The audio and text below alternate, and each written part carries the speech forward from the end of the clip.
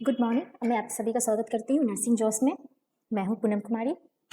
मैं आपको आज पढ़ाऊंगी सिम्पैथिक नर्वस सिस्टम। मैंने इससे पहले आपको पैरासिम्पैथिक नर्वस सिस्टम का सारा डिटेल मैंने आपको पढ़ाया था। आज हम पढ़ाएंगे सिम्पैथिक नर्वस सिस्टम। इसका न्यूरोट्रांसमीटर का नाम क्या है? नॉरएपिनेफ्रिन। और इसको हम क्या कहते हैं? नॉरएड्रेनालिन भी कहते हैं। Norepinephrine, noradrenaline. और पैरासिम्पैथेटिक में हम क्या पढ़ाए थे? क्या न्यूरोट्रांसमीटर था? एसिटाइलकोलिन। और इसमें क्या है? Norepinephrine, noradrenaline. नॉरएपिनेफ्रिन को ही नॉरएड्रेनालिन भी कहते हैं।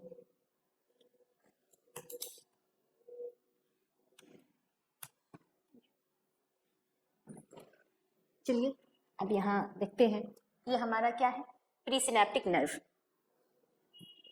ये प्रीसिनेप्टिक नर्व है, ये वेसिकल है जिसमें हमारे ये न्यूरोट्रांसमीटर नॉरएपिनेफ्रिन इसमें प्रेजेंट है। जब एक्शन पोटेंशियल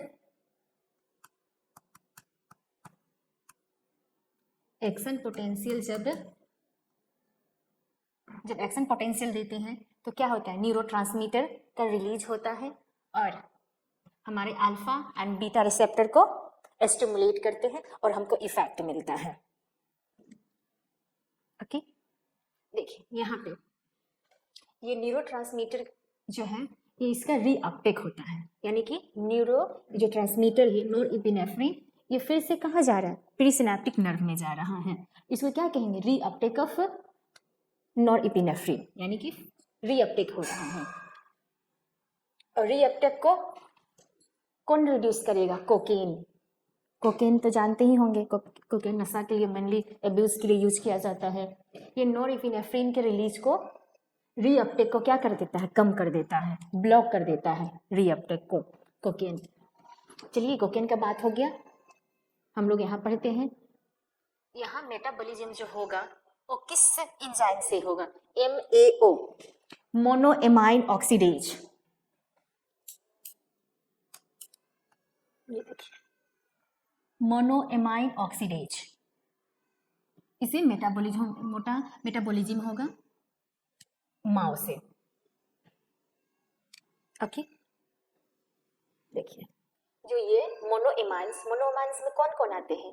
ये जो हमारा नॉरएपिनेफ्रिन है वो भी मोनोएमाइंस हैं। मोनोएमाइन में नॉरएपिनेफ्रिन, एपिनेफ्रिन, फिर से डोपामिन,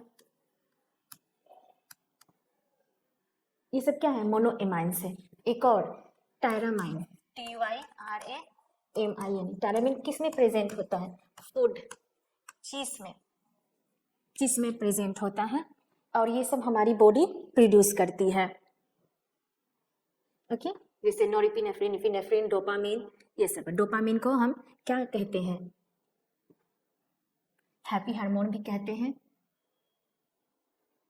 चलिए यहाँ पे देखते हैं अब अगला टॉपिक, डायरेक्ट एड्रेनर्जिक। उसमें हम क्या पढ़े थे? पैरासिम्पैथेटिक में कोलिनर्जिक। यहाँ पे क्या है? एड्रेनर्जिक।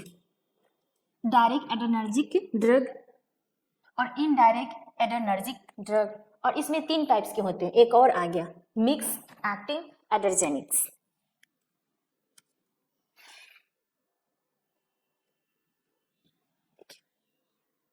इनडायरेक्ट, पहले डायरेक्ट से स्टार्ट करते हैं। डायरेक्ट एड्रेजेनिक ड्रग क्या करेंगे? जो डायरेक्ट एड्रेजेनिक ड्रग है वो डायरेक्ट स्टिमुलेट करेंगे अल्फा और बीटा को। जो अल्फा बीटा रिसेप्टर प्रेजेंट है उसको क्या करेंगे? ये स्टिमुलेट करेंगे। ये डायरेक्टली हो रहा है। और इनडायरेक्ट एड्रेजेनिक ये क्या करेंगे? न्यूरोट्रांसमीटर को रिलीज को बढ़ा देंगे। इनडायरेक्ट एड्रेनर्जिक ड्रग क्या करेंगे? न्यूरो जो ट्रांसमीटर है नॉरएपिनेफ्रिन को रिलीज को बढ़ा देते हैं और नॉरएपिनेफ्रिन क्या करेगा? आकर डायरेक्ट हमारे ये रिसेप्टर से इसको स्टिमुलेट करेंगे तो हम लोग इफेक्ट मिलेगा। किसमें? Indirect adrenergic receptor. अब मिक्स्ड आ गया, मिक्स एक्टिंग एड्रेजेनिक। मिक्स का मतलब ही यहाँ पे समझ में आ रहा है, मिक्स इसके कारण भी और इसके कारण भी, इसलिए मिक्स्ड एक्टिंग एड्रेजेनिक्स। ये डायरेक्ट एनर्जेनिक और इनडायरेक्ट एनर्जेनिक का मिक्स है। इसके थ्रू भी ये वर्क करेगा और इसके थ्रू भी। डायरेक्ट ये अल्फा बीटा को भी स्टिमुलेट कर देंगे और इनडायरेक्टली वो क्या करेंगे, नॉरएपिनेफ्रिन को रिलीज को बढ़ा देंगे। किसमें? मिक्स एक्टिंग एनर्जेनिक्स में। यहाँ पे आपको बता दी हूँ जिससे कि आगे मैं पढ़ाऊंगी तो आपको कंफ्यूजन नहीं होगा। ये ड्राइंग जो मैं डायग्राम बनाई हूँ।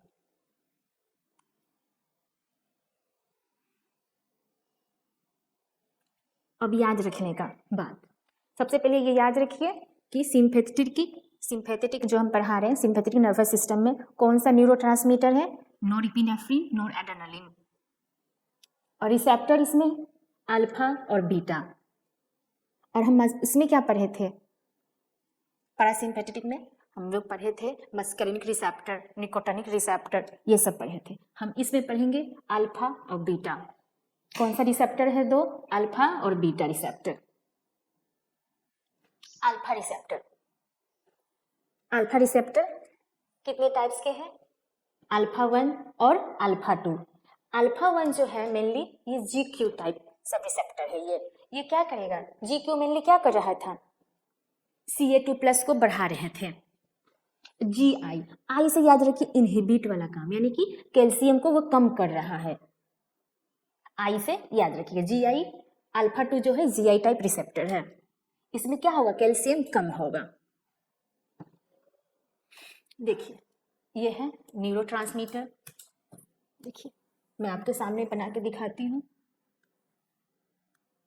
मान लीजिए हमारा ऑर्गन है, ये presynaptic nerve.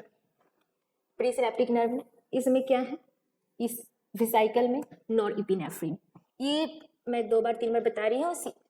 Sympathetic nervous system में कौन सा न्यूरोट्रांसमीटर है? नॉरएपिनेफ्रिन। Alpha 1, alpha 2। और प्रीसिनेप्टिक में क्या प्रेजेंट है? अल्फा 2। ये अल्फा 1 जो है, अल्फा 2 जो प्रीसिनेप्टिक में प्रेजेंट रहते हैं, ये आप ध्यान रखिएगा।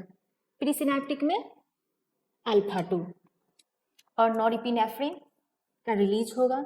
इन दोनों को क्या करेंगे? स्टिमुलेट करेंगे और हमको इफेक्ट मिलेगा। ओके, ये देखिएगा अल्फा 2 किस में प्रेजेंट होता है? प्रीसिनेप्टिक नर्व में प्रेजेंट है। चलिए आगे चलते हैं।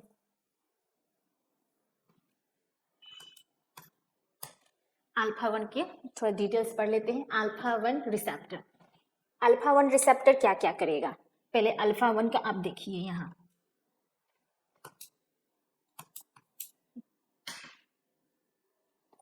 अल्फा 1 GQ टाइप रिसेप्टर है। ये कैल्शियम को क्या कर रहा है? कैल्शियम को अल्फा 1 बढ़ा रहा है।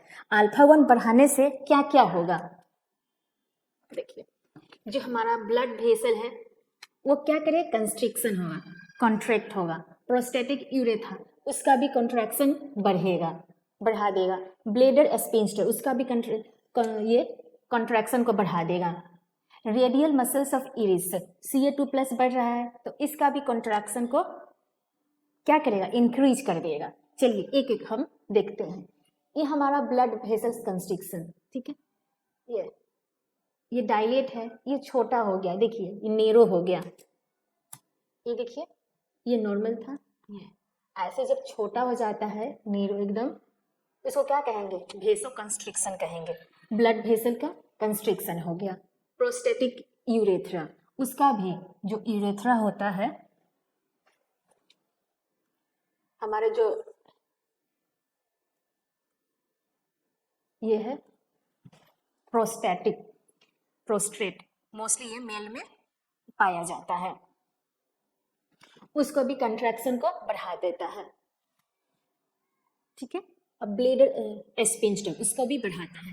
चलिए अब देखते हैं हम ये रेडियल मसल्स ऑफ इरिस।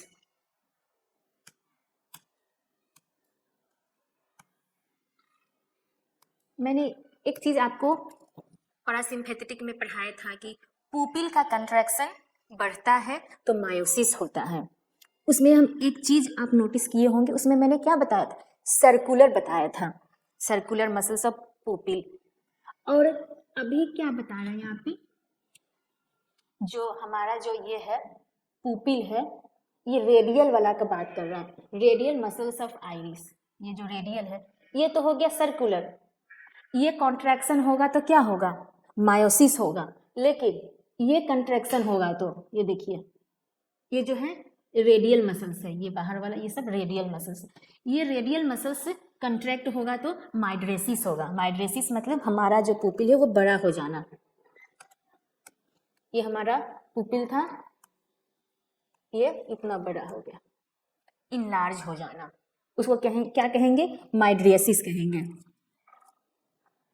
लेकिन आप एक ध्यान दिए होंगे, जो हमारा ये सर्कुलर जो ये है मसल्स जो प्रेजेंट है, सर्कुलर मसल्स ऑफ आइरिस, ये क्या क्या है, कॉन्ट्रैक्ट होगा तो मायोसिस होगा।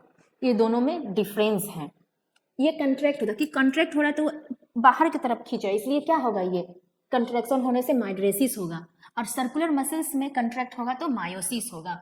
और इसमें कौन सा रिसेप्टर प्रेजेंट है, M3 रिसेप्टर प्रेजेंट था, मस्कैरेनिक रिसेप्टर का टाइप्स M3। और हमारे ये रेडियल में कौन सा प्रेजेंट है, अल्फा 1 प्रेजेंट है। ओके यहाँ समझ में आया। ये देख लीजिए, जो सर्कुलर मसल्स ऑफ आइरिस था उसमें कौन सा रिसेप्टर प्रेजेंट था, मस्कैरेनिक रिसेप्टर। और रेडियल मसल्स जो आइरिस में है उसमें कौन सा रिसेप्टर प्रेजेंट है, तो अल्फा 1, जो कॉन्ट्रैक्ट हो रहा है लेकिन हम लोग को यहाँ पे माइड्रेसिस करा रहा है। चलिए आगे चलते हैं। आई होप आपको ये समझ में आ गया होगा। लीवर पर क्या इफेक्ट पड़ेगा, कैल्शियम बढ़ रहा है तो लीवर में ग्लाइकोजिनोलाइसिस होगा, ग्लूकोनियोजेनेसिस होगा, यानी कि ग्लूकोज का फॉर्मेशन होगा। स्केलेटल मसल्स में भी ग्लूकोज का लेवल बढ़ेगा, जिससे क्या होगा, हाइपरग्लाइसेमिया होगा। Hyperglycaemia means increase glucose in blood. Blood में जब ग्लूकोज का लेवल बढ़ जाता है उसको हम क्या कहते हैं, हाइपरग्लाइसेमिया। किसके थ्रू हो रहा है, ग्लाइकोजिनोलाइसिस। लाइसिस माने फॉर्मेशन होता है, ग्लूकोज का फॉर्मेशन। ग्लूकोनियोजेनेसिस, इसमें भी ग्लूकोज का फॉर्मेशन होता है। इससे क्या होगा, हाइपरग्लाइसेमिया, ब्लड में ग्लूकोज का लेवल बढ़ा देगा। किसी Ca2+ बढ़ रहा है तो लीवर पे हमें ये इफेक्ट देखने को मिल रहा है। और क्या देखिए, यहाँ पे क्या किया, ब्लड वेसल कंस्ट्रिक्शन किया, प्रोस्टेटिक यूरेथ्रा को भी कंट्रैक्शन इंक्रीज कर दिया, ब्लड स्पिंस्टर कंट्रैक्शन को भी इंक्रीज किया, रेडियल मसल्स ऑफ आइरिस है उसको भी क्या किया, कंट्रैक्शन करवाया, जिससे हम लोगों को माइड्रेसिस हुआ। और लीवर पे क्या इफेक्ट दिया, लीवर पे Ca2+ बढ़ता, ग्लाइकोजिनोलाइसिस हुआ, ग्लूकोनियोजेनेसिस हुआ, जिससे क्या हुआ, हाइपोग्लाइसेमिया हुआ। और स्केलेटल मसल्स में भी ग्लूकोज के लेवल को बढ़ाता है। ये सब इफेक्ट मिलता है किससे, अल्फा 1 रिसेप्टर से बाइंड होने से।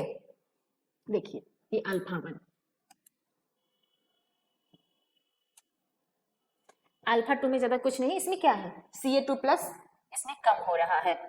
Ca2+ कम होगा तो यूज इन हाइपरटेंशन, मेनली ये हाइपरटेंशन में जितने इसमें होते हैं ड्रग यूज किए जाते हैं।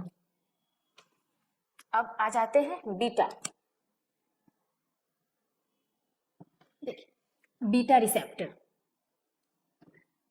बीटा में कितने टाइप से, बीटा 1 और बीटा 2 और बीटा 3, एक एक करके पढ़ते हैं। बीटा 1 ये हार्ट, देखिए हार्ट पे क्या इफेक्ट डालेगा, कार्डियक आउटपुट को बढ़ाएगा, हार्ट रेट को बढ़ाएगा, कंडक्शन को बढ़ाएगा। और किडनी पे क्या करेगा, किडनी पे जक्स्टा ग्लोमेरुलर सेल्स, उसमें क्या, उसमें भी बीटा 1 रिसेप्टर प्रेजेंट है, जिससे रेनिन को प्रोडक्शन को इंक्रीज करेगा। और हमारा बीपी, ब्लड प्रेशर, ये जो बीपी है बीपी बढ़ेगा। देखिए यहाँ पे देखिए, मैं अच्छे से आपको जूम करके दिखा रही हूँ। बीटा 1 मिनी बीटा रिसेप्टर कहाँ प्रेजेंट है, तो हार्ट में प्रेजेंट है। देखिए बीटा 1 देखिए हार्ट में, तो क्या कर रहा है, हार्ट के आउटपुट को बढ़ा रहा है, हार्ट रेट को बढ़ा रहा है, कंडक्शन को बढ़ा रहा है। और किडनी में, किडनी जक्स्टा ग्लोमेरुलर सेल्स, जिसमें रेनिन को बढ़ा रहा है, रेनिन को बढ़ाने से क्या होगा, बीपी हमारा बढ़ जाएगा, ब्लड प्रेशर, हाइपरटेंशन।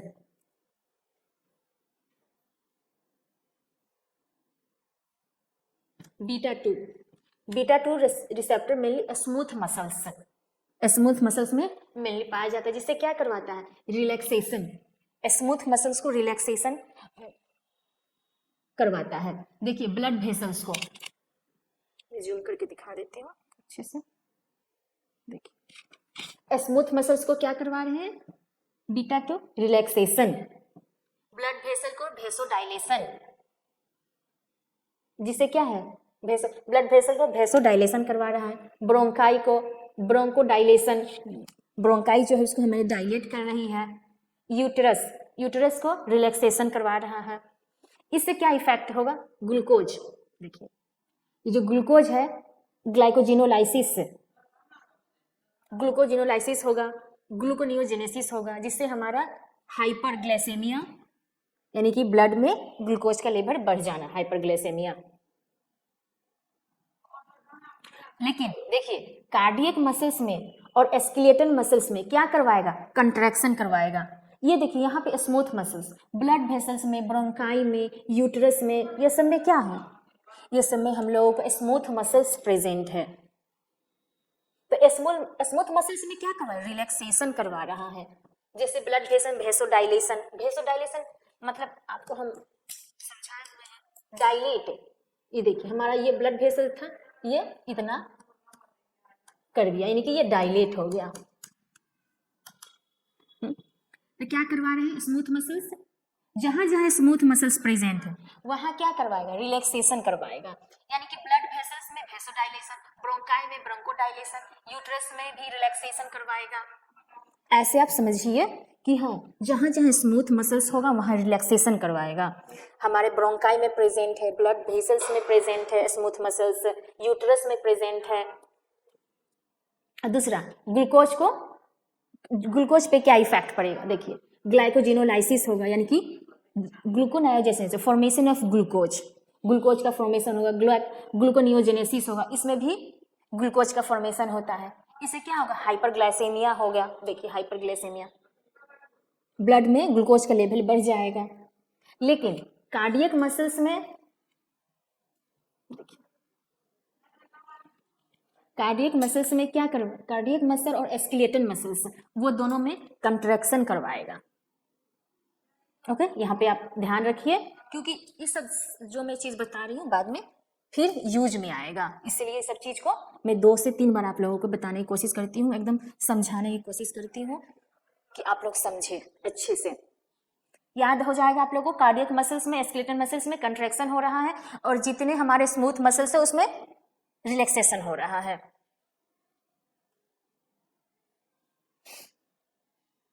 अब ड्रग के क्लासिफिकेशन पढ़ेंगे, उसमें से जितना हम पढ़ाएं सब यूज में आएगा।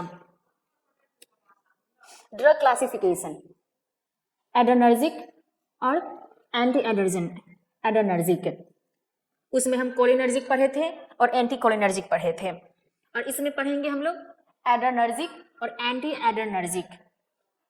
आप लोग प्लीज कंफ्यूज नहीं होइएगा पैरासिम्पैथेटिक और सिंपैथेटिक में, इसलिए मैं 2 बार बता के चल रही हूँ, दोनों का कंपैरिजन करके भी चल रही हूँ। एडर्जेनिक, सिम्फेथोमिमेटिक, देखिए यहाँ पे मिमेटिक लिखा है यानी कि ये एडर्जेनिक ड्रग है। सिम्फेथोलाइटिक यानी कि एंटी एडर्जेनिक, लाइटिक जहां को है एंटी वाला, एंटी एडर्जेनिक। पहले एडर्जेनिक का पढ़ते हैं। कितने टाइप्स के हम बताए थे, 3 टाइप्स के बताए थे हम शुरुआत में ही, डायरेक्ट, इनडायरेक्ट और mix acting. Direct adrenergic drug, indirect adrenergic drug and mix acting adrenergic drug. Direct में क्या था, ड्रग हमारे डायरेक्ट क्या कर रहे थे, किसको स्टिमुलेट कर रहे थे, अल्फा और बीटा को, अल्फा और बीटा रिसेप्टर को स्टिमुलेट कर रहे थे, तब हम लोग को इफेक्ट मिलता है। इनडायरेक्ट यानी कि पहले ड्रग क्या किया, नॉरएपिनेफ्रिन के रिलीज को बढ़ा दिया, जिससे अल्फा और बीटा स्टिमुलेट हो गया। मिक्स एक्टिंग, देखिए मिक्स एक्टिंग ड्रग जो है अल्फा और बीटा को स्टिमुलेट करेगा, नहीं तो ड्रग क्या करेगा, नॉरएपिनेफ्रिन के रिलीज को इंक्रीज करेगा, जिससे अल्फा और बीटा क्या होगा, स्टिमुलेट होगा। और हम लोगों को इफेक्ट मिलेगी।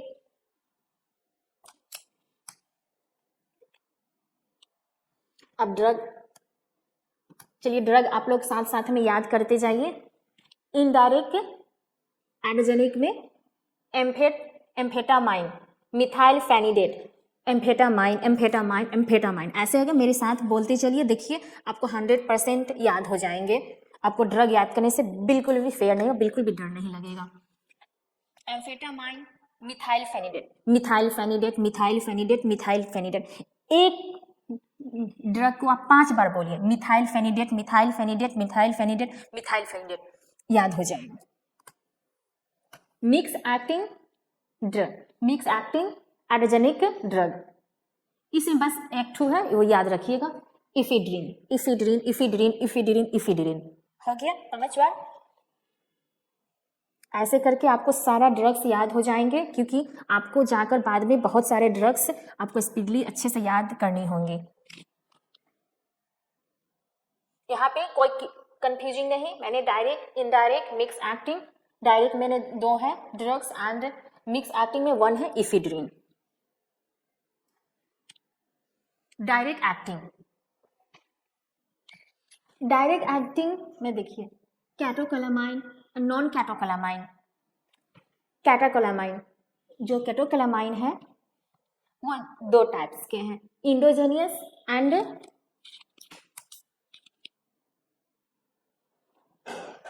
एक्सोजीनस। देखिए सबका एक एक करके बताते हैं। इंडो, इन माने हमारे अंदर जो बनते हैं उसको क्या कहेंगे, इंडोजीनस। जैसे एड्रेनलिन हो गया, नॉर एड्रेनलिन, एड्रेनलिन को क्या कहते हैं, इपिनेफ्रिन भी कहते हैं। नॉर एड्रेनलिन को नॉर इपिनेफ्रिन कहते हैं।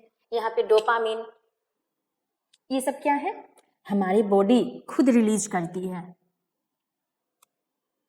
एक्सोजीनस में यानी कि हम बाहर से लेना पड़ता है मुझे, ये कैटेकोलामाइन।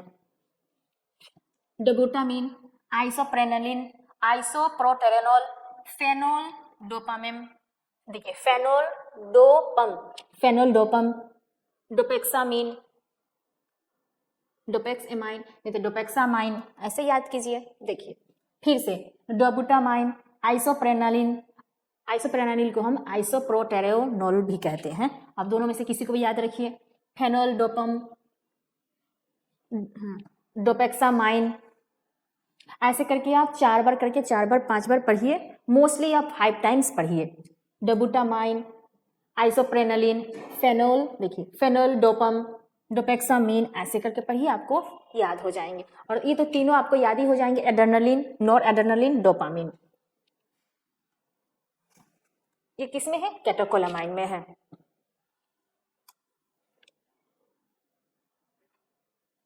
नॉन कैटेकोलामाइन,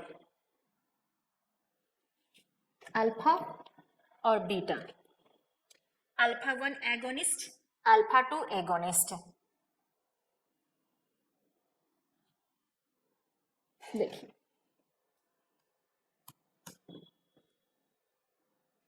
पहले आपको हम एक चीज बता दें।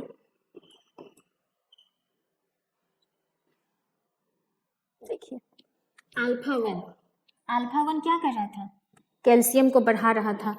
कैल्शियम को बढ़ाने से क्या हो रहा था, कंट्रैक्शन हो रहा था। कंट्रैक्शन हो रहा था ना, हर जगह कंट्रैक्शन हो रहा था। अब बताइए यहाँ पे आपको हेल्प मिलेगा।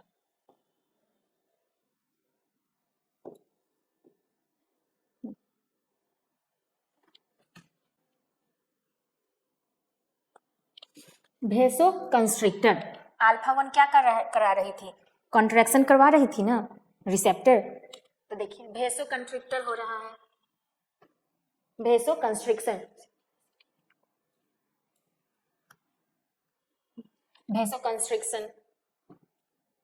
फिनाइल इपिनेफ्रिन इसका ड्रग है, मिलोड्रिन।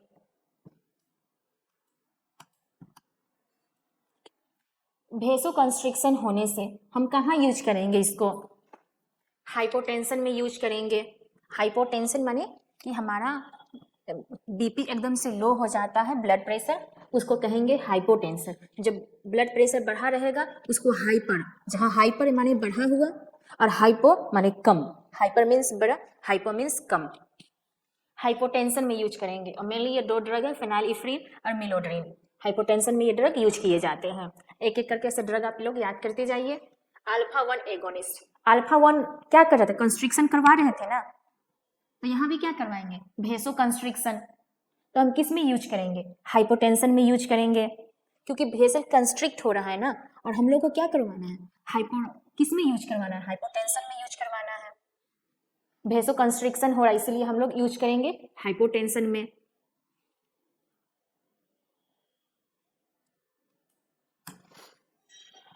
Alpha 2 agonist, alpha 2 use in decrease BP और हाइपरटेंशन। अल्फा 2 क्या करवा रही थी, हम वहां बताए थे ना, अल्फा 2 का एक यूज है, ऐसे तो यूज बहुत है लेकिन मोस्ट जो सबसे मेन जो यूज है उसका क्या है, बीपी।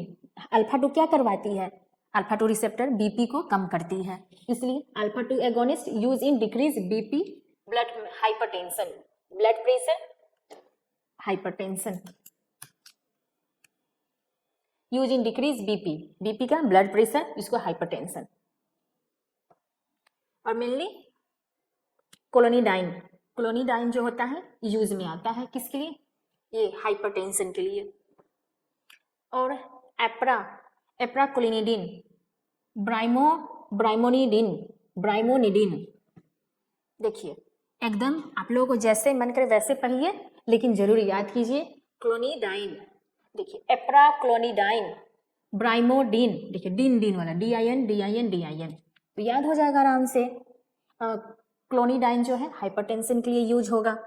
ये दोनों ड्रग हैं, एप्राक्लोनिडाइन और ब्राइमोनिडिन, ये ग्लूकोमा में यूज होगा। याद हुआ यहाँ अल्फा 1 एगोनिस्ट कहाँ यूज हो रहा था, हाइपोटेंशन में, अल्फा 2 एगोनिस्ट हाइपरटेंशन में।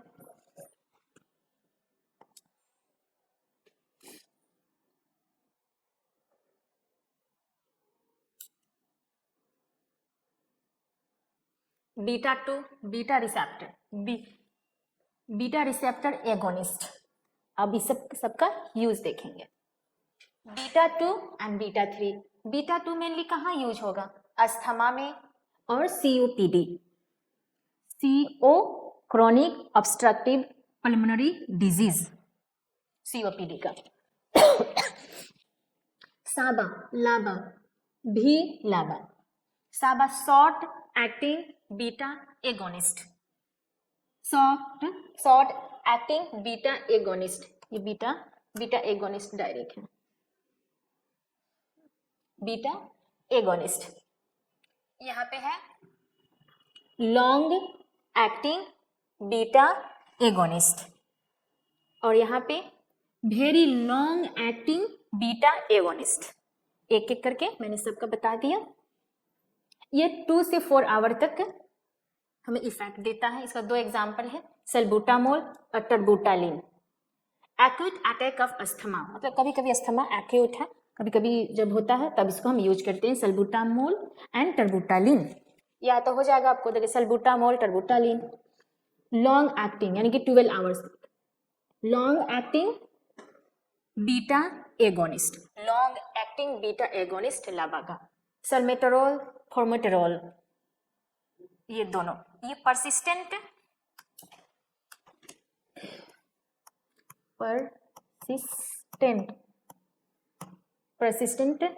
Chronic persistent asthma,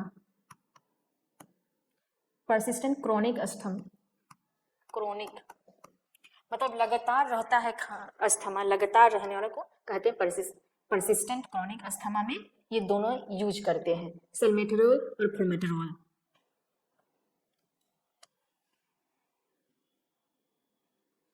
very long acting beta agonist 24 hours के लिए। Olodaterol vilanterol use in COPD, ये COPD में यूज होगा। क्रोनिक ऑब्स्ट्रक्टिव लिख दें, हम लिख देते हैं,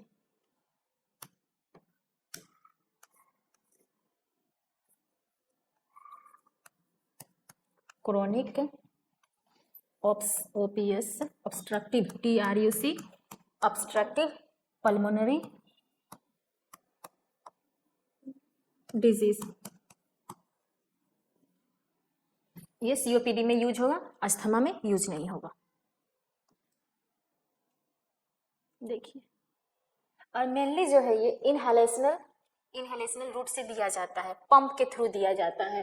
पीएमडीआई जो इनहेलर आता है ना, जैसे हम ऐसे कर देते हैं, इस पंप के थ्रू ये सब दिया जाता है। लेकिन एक को छोड़ के टर्बुटालिन सबक्यूटेनियस दिया जाता है। साइड इफेक्ट देखते हैं और इसका नर्सिंग क्या इम्प्लीकेशन है वो भी देख लेंगे। मोस्टली क्या होगा इसमें, पल्पिटेशन होगा, ट्रीमर होगा, हाइपरग्लाइसेमिया होगा, हाइपोक्लेमिया होगा। हाइपोक्लेमिया का मतलब होता है जो पोटेशियम है K+ है वो कम हो जाना, सीरम इलेक्ट्रोलाइट यानी कि K+ वो कम हो जाता है हाइपोक्लेमिया में। Hyperglycaemia blood sugar level increase हो जाता है। ट्रेमर मतलब कि थोड़ा सा, ट्रेमर का मतलब कि कांपना, सेकिंग। पल्पिटेशन में हमारा हार्ट रेट क्या होता है, बढ़ जाता है।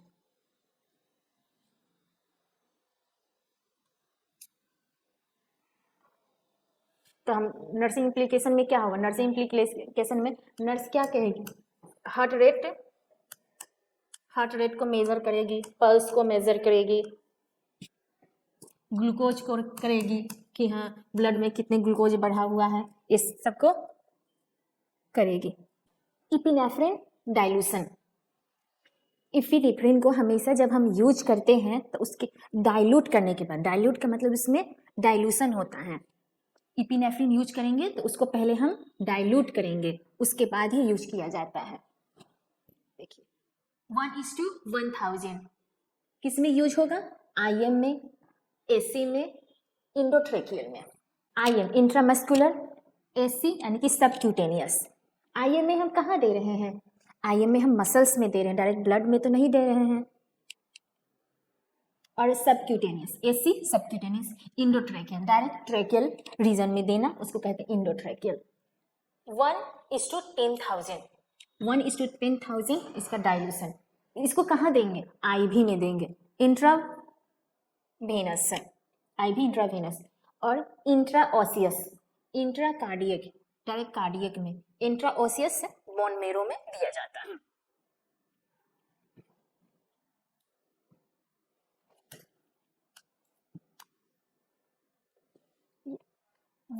वन इज टू 100,000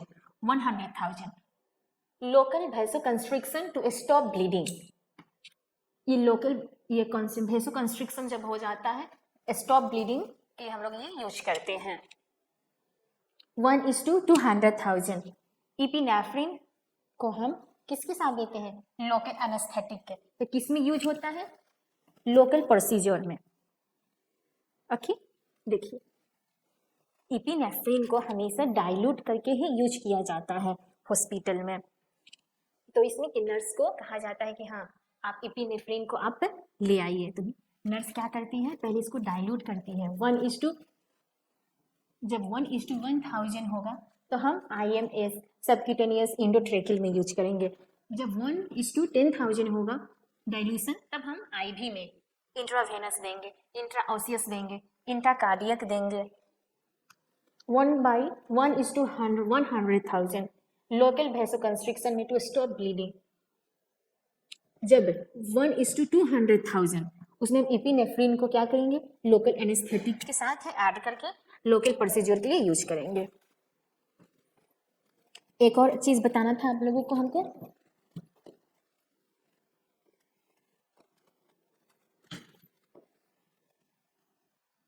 कि यहाँ पे जो कैटाकोलामाइन होते हैं, कैटाकोलामाइन मेनली क्या होता है, उसमें हम लोगों को जब हम उसको IV या AC ओरल नहीं दिया जाता है कैटाकोलामाइन को, उसको हमेशा हम लोग पैरेंटल रूट से देते हैं। जो जितने भी कैटाकोलामाइन्स होते हैं उसको हम किसके थ्रू देते हैं, पैरेंटल के थ्रू देते हैं। ओरल के थ्रू नहीं दिया जाता है, ओरल रूट के थ्रू। जैसे IV हो गया, सबक्यूटेनियस हो गया, IM हो गया, इसके थ्रू दिया जाता है। ओके, मैं अगला टॉपिक आप लोगों को एंटी एड्रोजेनिक पढ़ाऊंगी। तब तक के लिए थैंक यू।